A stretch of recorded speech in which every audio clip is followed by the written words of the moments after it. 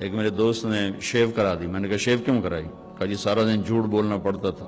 تو میں نے کہا اب تو 2 گناہ ہو گئے، پہلے 1 کرتے تھے اب 2 ہو گئے.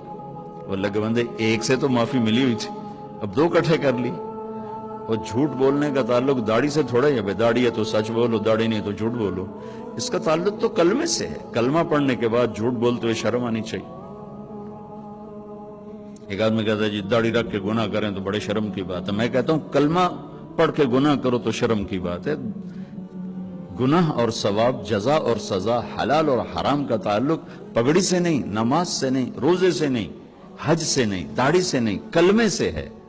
کلمہ ایک ایگریمنٹ ہے کہ یا اللہ تیری مان کے چلوں گا، تیرے نبی کے طریقوں پر چلوں گا. پھر میں انسان ہوں، کوئی خطا وطا ہو جائے تو معافی مانگوں گا، استغفار کروں گا.